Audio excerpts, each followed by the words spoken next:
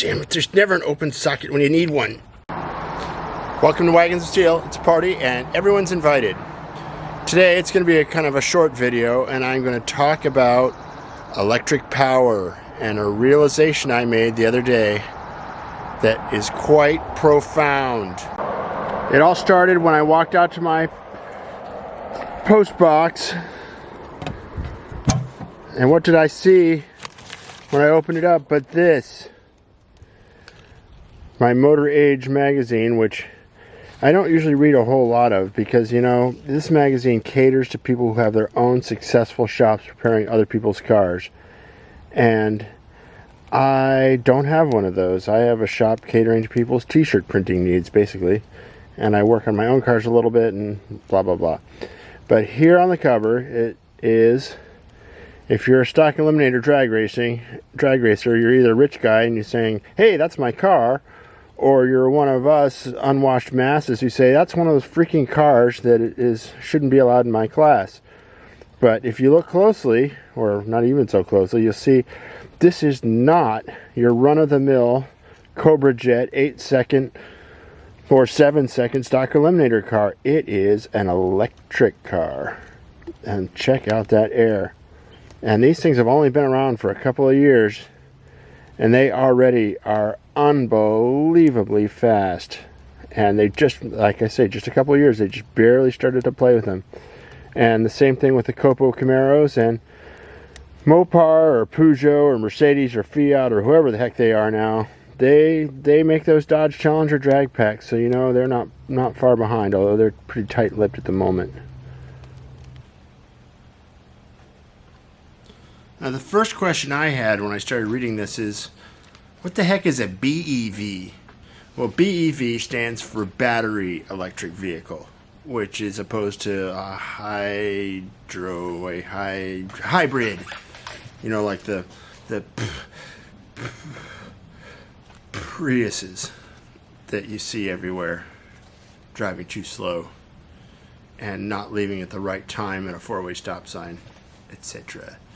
The ones that sometimes come painted salmon pink. Stop putting down Priuses. It's like shooting fish in a barrel. They don't even make them anymore. Okay. So that said, there's a lot of interesting things happening in the world of battery electric vehicles and electric vehicles in general. And I won't bore you with all of it and probably make a lot of you mad. It's kind of, if you're the kind of person who gets defensive about your beloved gas-fired vehicles, like I kind of sometimes am, you know, the electric vehicle talk kind of makes you angry. It's like talking to somebody who doesn't know anything about guns about which end of an AK-47 the bullets come out of.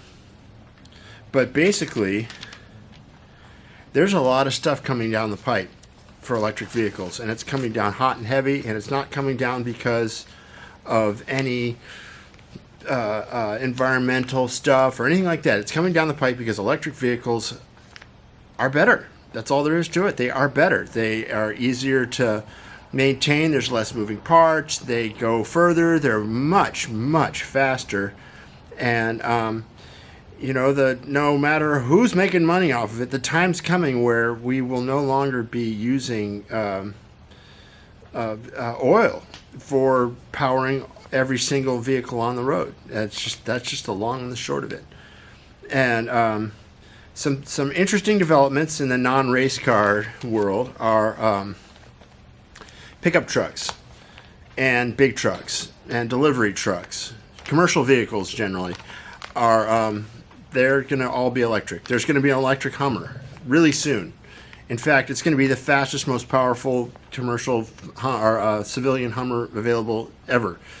And the Ford F-150, the most beloved vehicle in the American roads these days, is that's going to be electric soon, and they're going to have the F-250 coming out, and I can imagine it's just a matter of time before they make an electric version of my big F-350. I mean, if they make semis, they certainly are going to make heavy-duty commercial or civilian pickup trucks. So be ready. And they're going to have all kinds of cool new features, which I guess come in gas vehicles too, but like one that really I thought was cool was they're all going to be covered with sockets. So you can You know, stick a fork in any socket you want. Like a regular old thing, you can plug your saw or your, you know, your mixer, your radio, anything you want to plug in. You can plug into electrical port in your pickup truck. Quick few words about batteries.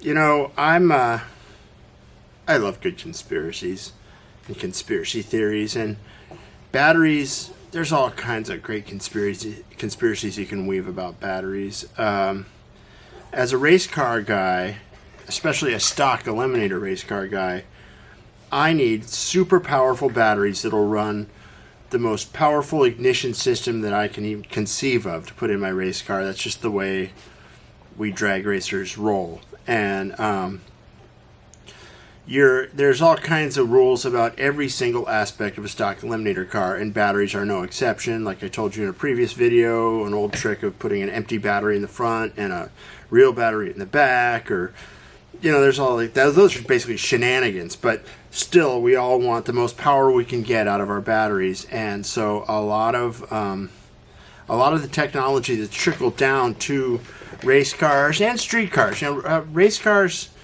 are where streetcar stuff comes first, usually. They let us figure it out in a race environment, and then they figure out how to make a whole bunch of them and put them in every car. So, bottom line, racers figured out 16-volt batteries first, and 16-volt batteries came from jet fighters. I think the one I know of is like the Tomcat, which has been around since the 70s. It came out right after World War II. It came out right after Vietnam. It was the main carrier-based fighter plane, fighter bomber, whatever. I'm not a Navy guy, but those planes, they have to start them with something, and they need the lightest, most powerful batteries they can get. And so it's just a natural that eventually that technology trickles down to racers, and then eventually trickles down to cars on the street. And light and powerful, it's good for everybody, especially in an electric car. You know, like especially the early electric cars. You know, they all have those little super skinny wheels, and they weighed almost nothing because they need to be as light as they possibly can. And you know, I think of college classes in Australia running. There's like the races where they all see who can go the farthest in a solar powered car, and you know, there's a million batteries it took to make, you know, the early primitive electric cars that, you know, your crazy college professor type would make out of an old Volkswagen in their garage in their spare time. Always had so many batteries that the car weighed as much as a 1-ton pickup truck by the time they were done with it anyways. But now those days are over. Batteries are better than ever, and according to that article, one of the main reasons for it at the moment is they're figuring out how to make batteries with less super expensive ingredients. The one that comes to mind first is cobalt. Old batteries, or well, old new batteries that they use for you know, Priuses and the latest or the last generation of electric cars, because the new generation is coming out. You need a lot of cobalt in the battery, and that's really expensive and exotic, and that drives the price way up. But now they figured out ways to make batteries without that, and that's brought the cost way down for good batteries. And you know, it's just a matter of time before they come up with even better batteries, if they haven't already. I mean, you know, nuclear powered submarines, they need batteries. Who even knows? I don't want to, you know, say it in front of the satellites, conspiracy theory here, but who knows what kind of batteries are in the F-35 or the latest versions of stealth bombers or any of that stuff. You know, there's levels of technology out there that are always filtering down to the civilian market, and batteries that's especially true. So it'll be interesting to see what comes down the pipe, but that's the main block in the way of everybody driving an electric vehicle. The elephant in the room is, how do you get the power into the batteries? What is the form of electrical generation that's going to make it really worthy to replace gas-fired engines without just burning more coal or oil or natural gas? That's a more complex question, but that doesn't mean it's not worth answering. humans are pretty smart, you know, and when we get organized and we put our brains together, we come up with some great ideas. And a lot of times people get hung up on, I don't know what you would call it, not conservatism, but just, you know, things will never change. You know, if we fire all of our cars if we run them all on electrical power, then we're going to have nothing but more pollution from the power plants. And I don't think that's true. I think that there are a lot of improvements to be made in how we generate power for ourselves. You know, the electrical grid in the United States is largely it comes from the period of time right before World War II, when we were coming out of the Great Depression, and the Roosevelt, you know, he built all the infrastructure projects because of you know, trying to put people back to work, and also through the project of rural electrification, which was when they decided to bring power to everybody, you know, kind of like how they're trying to bring the internet to everybody now. And as a result, we had developed these giant power plants and what's called long line power transmission, which means you have, you know, your giant power plant, like, say, like back in the day, it would have been the Hoover Dam. And you can still see it to this day. There's tons of power lines going out from the Hoover Dam, and they worked, you know, back in the 30s and 40s to get power to places that had never had power before, but they're not the most efficient way to shoot power out to people. And you know, we're gradually seeing changes. You know, there's some places where solar is the answer, and some places where wind is the answer. You know, you've seen there's been some attention brought to it because of the terrible power problems that happened in Texas as a result of that big freeze. And you know, all the finger pointing and blaming, you know, windmills or gas or oil or solar, it's counterproductive. There's solutions in there, and I'm not really sure what they all are, but I think that ranks right up there with battery technology in terms of something that's fluid and is happening right now, and we'll see as time goes by how it's going to shake out. But I think that the future is definitely in electric power, and that we'll find ways to generate that don't involve burning a whole bunch of fossil fuel.